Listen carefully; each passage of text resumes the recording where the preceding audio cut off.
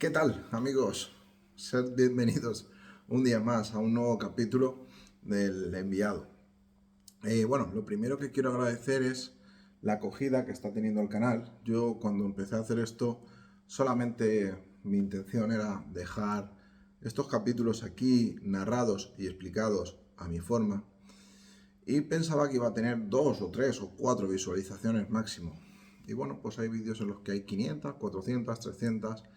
Y eso realmente pues me alegra, ya que, bueno, pues mi intención que era que el mensaje se divulgara desde un punto de vista resumido, a mi forma de ver, pues bueno, en una semana y poco que lleva el canal, realmente está, por lo menos la gente se está interesando en ello.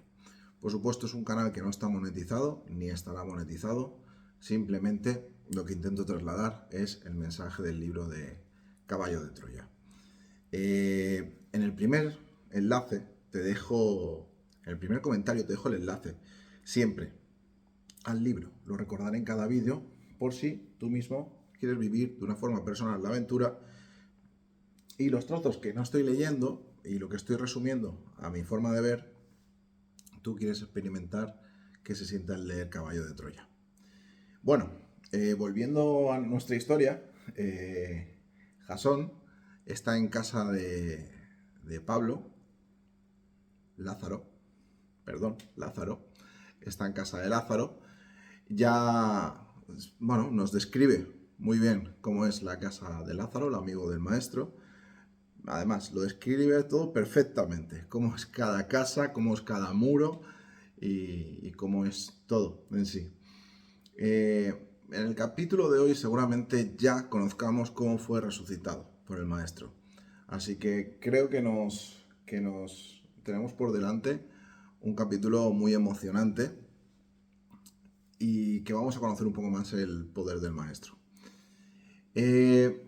También como concepto decir que nos están ya empezando a explicar que toda la gente afín al maestro se veía realmente cohibida y amenazada por quien dominaba, quien mandaba en Jerusalén, los sumos sacerdotes, el Caifás y demás, que es el caso de Lázaro. Entonces, bueno, eso veréis que también es así y veréis, entenderéis un poco más la persecución que se le hacía al maestro, la rabia que se le tenía a él y a sus seguidores. Así que, bueno, una vez dicho esto, vamos a seguir por donde nos quedamos. Lázaro me rogó que tomara asiento sobre uno de los pequeños y desperdigados taburetes de 4 patas y asiento de mimbre que rodeaba la mesa. A los 5 minutos, la figura de Marta se recortaba nuevamente en la puerta. Sujetaba en las manos un lebrillo vacío y de un antebrazo izquierdo colgaba un largo lienzo blanco. Le seguía un niño con una jarra de bronce llena de agua. Como si se tratara de un hábito de lo más rutinario, la hermana mayor de Lázaro depositó el barreño a mis pies, ciñéndose lo que hoy llamaríamos toalla. Me apresuré a soltar las tiras de cuero que formaban los cordones de mis sandalias. Mientras la mujer vaciaba parte del contenido de la jarra en el lebrillo, mientras que la mujer vaciaba parte del contenido del agua en el lebrillo. Al introducir los pies en la ancha vasija de barro, experimenté una reconfortante sensación. El agua estaba caliente. Gracias, murmuré. Muchas gracias. Marta levantó el rostro, me observó intrigada y sonrió, dejando al descubierto un hilo de oro que servía para sujetar algunos dientes postizos. Aquel era otro signo inequívoco de la acomodada posición de la familia. Eso es una cosa que yo os he dicho antes. Cuando describía la casa, describía que eran gente pudiente para la época, la familia de Lázaro. Mientras la mujer procedía a la limpieza de mis doloridos pies, las 4 vueltas de los cordones habían dejado otras tantas marcas rojizas en la piel. Procuré observarla con detenimiento. Sin duda, Marta era mayor que Lázaro. Aparentaba entre 45 y 50 años, aunque su verdadera edad, por lo que puedo averiguar posteriormente, debía rondar los 36-37. La media de edad eran 40 años, ya lo hemos dicho. Lo que pasa es que lo normal es que la gente estuviera más estropeada. No había medicina estética en aquella época, ni cremas faciales, ni nada así. Sus manos, robustas y encallecidas, reflejaban una intensa y larga vida de trabajo. Esa otra. La gente, el trabajo tampoco era como ahora. La vida era mucho más dura. Era de una talla muy similar a la de su hermano, alrededor de unos 60, de un 1,60 metros, pero más gruesa y con un rostro redondo y curtido. Deduje que sus cabellos, cubiertos por un velo negro que caía hasta la espalda, debían ser negros, al igual que sus ojos y las cejas. De pronto, sosteniendo mi mirada, exclamó: ¿Jasón? Conocimos a un Jasón. De eso hace algunos años. Tenía tu misma voz. Ojo, aquí. Le vuelven a decir que han conocido a un Jasón, como él, pero más viejo, y con su misma voz. Él no sabe a lo que se refieren aún. El viaje en el tiempo tiene mucho que ver. Quizá este Jasón haya viajado otra vez más hacia adelante en el tiempo. Lo veremos. Y negando con la cabeza, pareció rechazar aquella extraña sensación, y añadió, casi para sí misma: pero eso es imposible. Aquel griego era más viejo que tú. Una vez concluido el lavatorio, Marta envolvió mis pies en el lienzo con el que se ceñía la cintura y fue presionando el suave tejido, probablemente de algodón, hasta que ambas extremidades quedaron completamente secas. Tomó las sandalias y, ante mi sorpresa, se las pasó al muchachito. Guardé silencio, imaginando que la mujer trataba de asearlas. Cuando pensaba que la operación había terminado, Marta me rogó que arremangara las mangas de mi túnica. Obedecí y con suma delicadeza tomó mis manos situándolas sobre el lebrillo. Vertió sobre ellas el resto del agua que contenía la jarra, invitándome a que las frotara enérgicamente. Por último, las secó, retirando a un lado el barreño. En ese instante, la señora de la casa, que seguía arrodillada frente a mí, echó mano de un cordoncito que rodeaba su cuello, extrayendo de entre sus pechos una bolsita de tela color azabache. La abrió, volcando el contenido sobre la palma de su mano izquierda. Se trataba de un puñado de suaves y diminutos gránulos con forma de lágrimas, que destellaban la luz de los candiles. Marta frotó aquella sustancia de aspecto como resinoso sobre cada uno de mis pies. Después hizo otro tanto con mis manos, devolviendo el oloroso producto a la bolsa. No pude contener mi curiosidad y le pregunté el nombre de aquel perfume. Es mirra. En los días que siguieron a mi salida del módulo, pude saber que muchas de las mujeres israelitas, en especial de las clases media y alta, llevaban bajo su túnica, al igual que Marta, sendas bolsitas con mirra. Ello les proporcionaba una permanente y gratísima fragancia, tanto la mirra como la aloe. La hierba del bálsamo y otras resinas aromáticas eran consumidas con gran profusión por el pueblo judío que las utilizaba, no solo para aromatizar los templos, sino en el aseo personal, en el hogar e incluso en el lecho. Marta y el niño abandonaron la estancia y yo, agradecido y aliviado, me incorporé al grupo. Lázaro atizaba el fuego. En mi mente bullían tantas preguntas que no supe por dónde comenzar la conversación. Deseaba conocer la doctrina y la personalidad del maestro de Galilea, pero también sentía una aguda curiosidad por aquel ejemplar único, un hebreo devuelto a la vida después de muerto y enterrado. Como tampoco era cuestión de desperdiciar aquella inmejorable ocasión, programada además en el esquema del trabajo del general Curtis, rogué a mi amable anfitrión que me sacara de algunas dudas. Hay un trozo que no os voy a leer que completa el libro, ¿vale? Algunas dudas en torno al conocido milagro de Jesús. En mi calidad de médico, y a pesar de los textos evangélicos y de los numerosos comentarios que había recogido hasta ese momento, me resultaba muy difícil imaginar siquiera que aquel hombre hubiera sufrido lo que hoy conocemos como muerte clínica y que, para colmo, varios días después de su fallecimiento, otro hombre lo hubiera rescatado del sepulcro. Para quien no lo sepa, Lázaro murió y al cuarto día Jesús vino y lo resucitó. Entonces, él como médico, como persona que viene del futuro, va a investigar cómo fue eso. ¿Qué es lo que deseas conocer?, repuso Lázaro sin dejar de remover el fogón. Aun a riesgo de parecer impertinente, planteé mi primera duda, con la suficiente astucia como para provocar la locución de los allí reunidos. ¿no pudo suceder que estuvieras dormido? Lázaro olvidó la chimenea y mirándome con dureza replicó, es mejor que sean estos quienes respondan a esa cuestión. Sus amigos guardaron silencio. Por un momento llegué a pensar que había forzado la situación, pero finalmente uno de ellos, en tono comprensivo, tomó el hilo de la conversación. Es natural que dudes. Tú, como otros muchos, no estabas aquí cuando, en los últimos días de febrero, nuestro hermano Lázaro fue presa de intensas fiebres.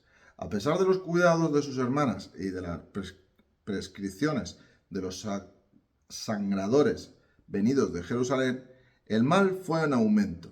Su debilidad llegó a tal extremo que no era capaz de sostener una escuadilla de leche entre las manos. Ni siquiera el médico del templo, Ben Ayá, pudo remediarle. El maestro no se encontraba en aquellas fechas en Judea, y la familia, a la vista de tan grave dolencia, tomó la decisión de enviar un mensajero para rogarle que sanara a su amigo. Sin embargo, a las pocas horas de la partida del jinete, Lázaro murió. Lázaro se puso malo. Como él vive muy cerca de Jerusalén, incluso los, no quiero decir médicos, sanadores de Jerusalén se acercaron para ver qué le pasaba, porque era alguien pudiente, podía pagarlo. Pero no había forma, iba a morir. Mandaron un emisario porque Jesús no estaba en Judea, o sea, Jesús no estaba por la zona. Cuando el emisario partió, Lázaro murió. ¿Recordáis la fecha? Intervine. ¿Cómo olvidar el día del fallecimiento de un amigo? El duelo cayó sobre esta casa en las últimas horas de la tarde del domingo 26 de febrero. Eso significa, interrumpí de nuevo a mi interlocutor, que el mensajero llegó hasta Jesús cuando Lázaro ya había muerto. Efectivamente, el rabí, Jesús, se encontraba entonces en la ciudad de Bethabara, en la Perea. Y aunque el emisario cabalgó toda la noche, Jesús no recibió la noticia hasta el día siguiente, el lunes. Hay algo que no entiendo. ¿El mensajero tenía orden de rogar al maestro que acudiera a Betania? No. Las hermanas de Lázaro tienen la suficiente fe en el rabí como para saber que no era necesaria su presencia. Ellas eran conscientes de que Jesús se hallaba predicando y que bastaría una sola palabra suya para sanar a su hermano. Por eso, al morir Lázaro, poco después de la partida del mensajero, todo el mundo comprendió y aceptó que era demasiado tarde. Lo que sí resultó incomprensible incluso para Marta y María, prosiguió mi relator con la voz trémula por el triste recuerdo de aquellos momentos, fue la respuesta de Jesús al emisario. Cuando éste regresó a Betania, a la mañana del martes, aseguró una y otra vez que había oído decir al rabí que aquella enfermedad no llevaba a la muerte. Todos, como te digo, creyentes o no, quedamos desconcertados. Nadie acertaba a comprender por qué Jesús, el gran amigo de la familia, no daba señales de vida. Claro, Jesús les dice que lo que le pasa a Lázaro no lo va a matar, cuando ya está muerto. Entonces no entienden cómo alguien como Jesús, que quiere tanto a Lázaro y que es amigo de la familia, enseguida no sale de donde esté para ayudar a Lázaro. Y es que Jesús sabe que no va a morir. ¿Lo entendéis, no? Al conocerse la noticia de la muerte de Lázaro, muchos de sus familiares y amigos de las aldeas próximas, así como de Jerusalén, se pusieron en camino y acompañamos a las hermanas en tan triste momento. Cumplida la primera parte de la normativa sobre el luto, nuestro amigo fue sepultado junto a sus padres en la tumba familiar existente al final del jardín. En la misma finca tenían el cementerio. Un momento, intervine de nuevo. ¿Lázaro fue enterrado aquí, en su propia casa? Sí, en el panteón de sus mayores. Aunque mi pregunta debió parecer intrascendente, para mí encerraban un indudable valor. Según todos los textos bíblicos por mí consultados antes de la operación Caballo de Troya, el sepulcro de Lázaro había sido ubicado por los exegetas fuera del pueblo y concretamente en la falda oriental del monte Olivete. Es decir, otra cosa mal escrita por la Biblia. Lázaro cuando murió lo enterraron en su casa, en su jardín. A la mañana siguiente, la hermana mayor de Lázaro, a petición mía, me conduciría hasta la gruta natural que se abría al pie de un peñasco de unos 10 metros de altura, a poco más de 400 metros de la parte posterior de la casa y en el fondo del frondoso huerto que formaba la hacienda. Aquella comprobación despejó mis dudas, fortaleciendo mi primera impresión sobre la desahogada posición económica de la familia, que había heredado de sus padres amplias zonas de viñedos y olivos. El hecho indiscutible de disponer incluso de su propio panteón familiar dentro del recinto de su casa hablaba por sí solo de la riqueza de los hermanos. ¿Qué día fue sepultado Lázaro? El mismo domingo 26 de febrero a las pocas horas de su fallecimiento. La familia y los amigos depositamos los restos de Lázaro en uno de los lechos de piedra excavado en la gruta y procedimos a cerrar la boca con la losa. Mis informaciones se refirieron a continuación a la difícil situación por la que atravesaban las hermanas del fallecido. A pesar de los numerosos amigos y parientes que habían acudido a consolarlas, María y la señora se hallaban sumidas en un profundo dolor. Algo, sin embargo, las diferenciaba. Mientras María parecía haber perdido toda esperanza, Marta siguió aferrada a una idea. El maestro tenía que aparecer en un momento u otro. Y aunque no sabía muy bien qué podía hacer el rabí a esas alturas con su hermano muerto y amortajado, la señora vivió aquellos casi 4 días con el ferviente deseo de ver aparecer a Jesús.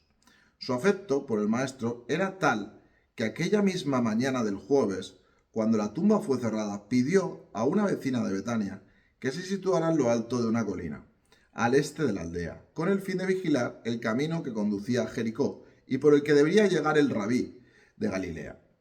A las pocas horas la joven irrumpió en la casa de Lázaro, advirtiendo en secreto a Marta de la inminente llegada de Jesús y sus discípulos. Jesús, al 4.º día, de donde está, salió andando y llegó a casa de Lázaro. Poco después del mediodía, la señora se reunió con el nazareno en lo alto de la colina. Marta, al ver a Jesús, se arrojó a sus pies dando rienda suelta a sus lágrimas, al tiempo que exclamaba entre grandes gritos: «Maestro, de haber estado aquí mi hermano no hubiera muerto». Jesús entonces se inclinó y tras levantarla le dijo: «Ten fe y tu hermano resucitará». No sé si se me ve la piel de gallina. Y Marta, que no se había atrevido a criticar la aparentemente incomprensible actuación del maestro, contestó: «Sé que resucitará en la resurrección del último día, y desde ahora creo que nuestro Padre te dará todo aquello que le pidas». El rabí colocó sus manos sobre los hombros de la mujer y mirándola fijamente a los ojos le dijo: «Yo soy la resurrección y la vida». Las lágrimas seguían corriendo por las mejillas de la hermana de Lázaro y Jesús prosiguió: «Aquel que crea en mí vivirá a pesar de que muera. En verdad te digo que quien viva creyendo en mí nunca morirá realmente, Marta. ¿Crees esto?». La mujer asintió con la cabeza y tras secarse los ojos añadió: «Sí, desde hace mucho tiempo creo que eres el libertador, el Hijo de Dios vivo, el que tiene que venir a este mundo». Los compañeros de Lázaro prosiguieron su relato, exponiendo la extrañeza del maestro al no ver a María junto a su hermana. La señora, que había recuperado ya su temple habitual, explicó a Jesús el profundo y doloroso trance por el que atravesaba María, y el nazareno le rogó que fuera a avisarla. Marta entró de nuevo en casa y tomando aparte a su hermana, le dio la noticia de la llegada del maestro. Mis interlocutores debieron notar mi extrañeza ante este gesto de la hermana mayor de Lázaro y adelantándose a mis pensamientos aclararon. Entre las numerosas personas que habían acudido hasta esta casa se contaban algunos enemigos de Jesús. Marta, procurando evitar cualquier incidente, estimó oportuno no hablar en público de la reciente llegada a Betania del rabí. Es más, su intención fue permanecer en casa con los amigos y familiares, mientras María acudía en busca de Jesús. Es decir, Jesús llega y la gente se entera y van a casa de Lázaro. Y sus enemigos también van de Jesús. Pero la súbita e impetuosa salida de la hermana menor alarmó a los presentes, que la siguieron creyendo que María se dirigía a la tumba de su hermano. Cuando María llegó hasta el maestro, se arrojó igualmente a sus pies exclamando: «De haber estado tú aquí, mi hermano no hubiera muerto». El grupo, al ver a Jesús con las 2 hermanas, permaneció a una prudencial distancia. En aquellos momentos, mientras el rabí las consolaba, muchos de los amigos y parientes reanudaron sus lamentaciones y gemidos. El sol había empezado ya a desplazarse hacia el oeste, cuando Jesús preguntó a Marta y María, ¿dónde está? La señora le respondió, ven y verás. Y las hermanas le condujeron hasta la hacienda, atravesando el huerto.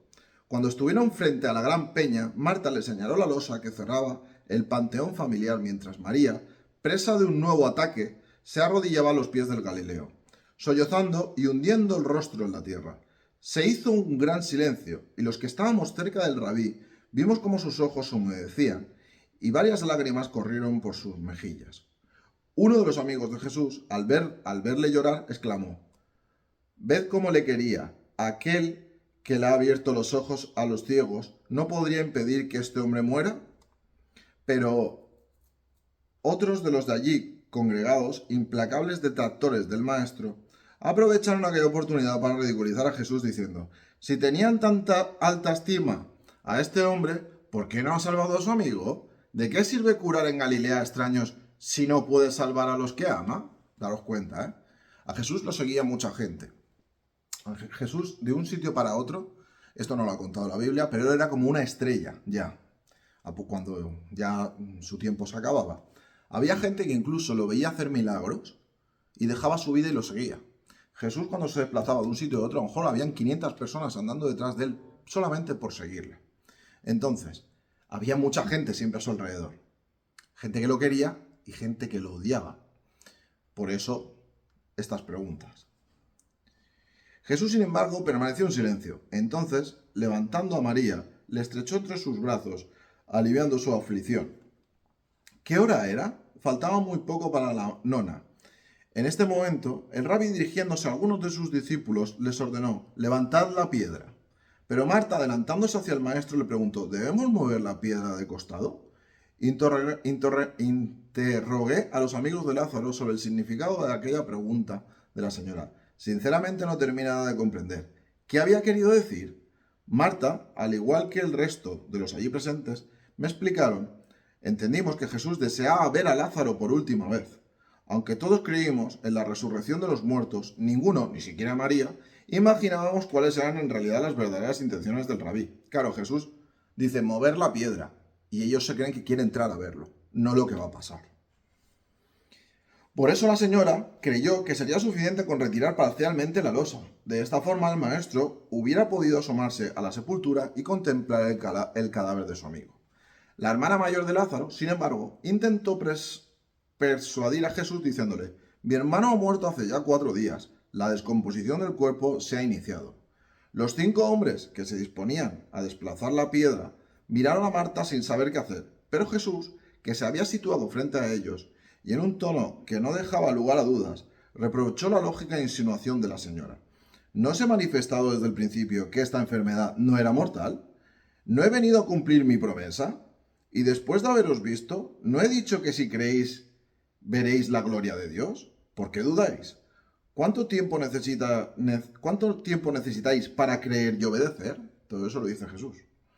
Marta miró finalmente al maestro y en uno de sus típicos arranques animó a los apóstoles y vecinos de Betania que se habían brindado a separar la piedra para que abrieran la caverna.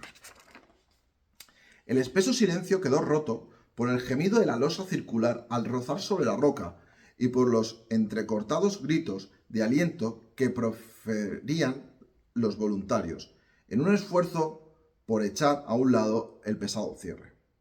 Al cuarto o quinto intento, la roca de la tumba quedó al descubierto. Nuestro rabí levantó entonces los ojos hacia el azul de aquel atardecer y exclamó de forma que todos pudiéramos oírles.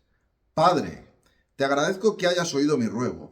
Sé que siempre me escuchas, pero a causa de los que están junto a mí, hablo contigo para que crean que me has enviado al mundo y sepan que intervienes conmigo en el acto que nos disponemos a realizar. Voy a parar aquí un poco. Daos cuenta de las palabras que dice Jesús. Las repito. Padre, te agradezco que hayas oído mi ruego. Sé que siempre me escuchas, pero a causa de los que están junto a mí, hablo contigo para que crean que me has enviado al mundo y sepan que intervienes conmigo en el acto que nos disponemos a realizar. El Padre, el número 1, interviene a través de él para resucitar a Lázaro. Jesús no dice que la gloria y que el poder sea de él, sino que es del Padre. ¿Vale? Acto seguido clavó su rodilla izquierda en tierra y asomándose a la galería que conduce a la cámara funeraria, gritó con fuerza: «Lázaro, acércate a mí». El eco resonó en el interior de la cueva, mientras las 40 o 50 personas que allí estábamos sentimos un escalofrío. Algunos de los más próximos al maestro nos asomamos a la tumba y percibimos en la penumbra del foso la forma de Lázaro, fuertemente fajado con tiras de lino blanco y reposando en el nicho interior derecho del panteón. Entonces observamos una suave iluminación de color azul.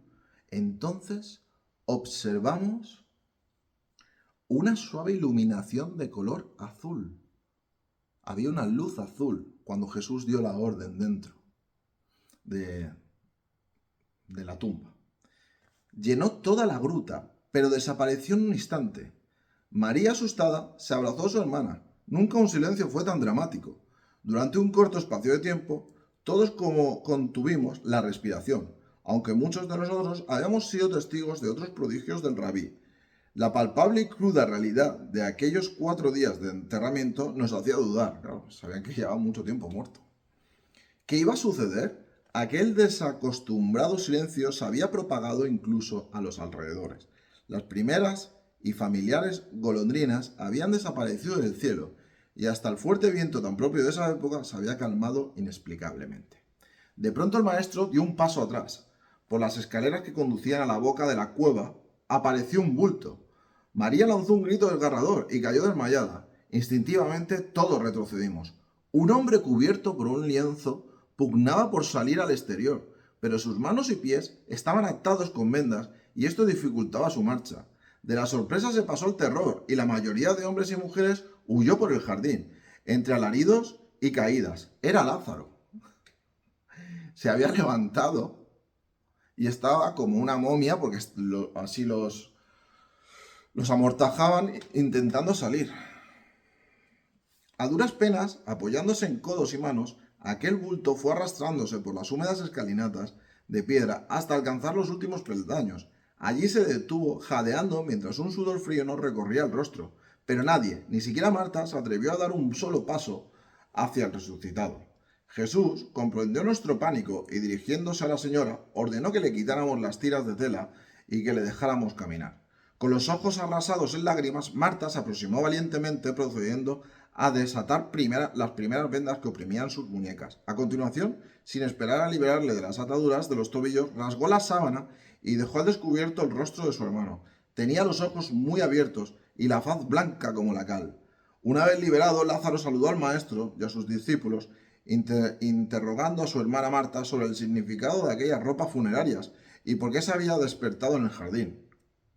Mientras la señora le refería su muerte, enterramiento y resurrección, Jesús dio media vuelta y con su habitual serenidad se inclinó levantando el sentido y el maestro, olvidándose por completo de Lázaro y de nosotros, la condujo entre sus brazos hasta la casa. Jesús la retiró de los nervios que tenía. Vale, vamos a dejarlo por aquí. Vamos a dejarlo por aquí en el día de hoy. Bueno, esta es una de las partes. Esta es la primera parte. Os diría que un 10% de lo que vais a conocer de Jesús. La resurrección de Lázaro así no se cuenta como fue. Daros cuenta del detalle de Jesús cuando, no se cuenta en la Biblia así. Del detalle de Jesús cuando dice que el Padre actúe a través de él para resucitar a su amigo. Una luz azul dentro de la tumba. El azul es el color de Dios, por así decirlo. Y se obra el milagro. Y una persona que llevaba 5 días fallecida, resucita. El Jesús que vais a conocer a partir de ahora parece un símbolo de autoridad, pero realmente ya veréis cómo era una persona muy cercana y muy amiga de sus amigos. Así que bueno, vamos a dejarlo por aquí. Ya hemos conocido la resurrección de Lázaro. Lo siguiente será realmente va a aparecer el maestro ya en escena, con frases del maestro, leeremos párrafos del maestro y veremos cómo piensa el maestro. Alguien tan interesante como él, que era capaz de afrontar tantas cosas como afrontó. Muy querido por mucha gente y muy envidiado por otra. Lo veremos más hacia adelante. Muchísimas gracias por el rato. No olvidéis suscribiros para que sigamos esta andanza. La vamos a seguir igualmente, si Dios quiere. Y bueno, pues recordad que tenéis el enlace en el primer comentario fijado de la editorial Planeta para completar la lectura con los tramos que voy saltando. Muchísimas gracias, nos vemos muy pronto. Cuidaros.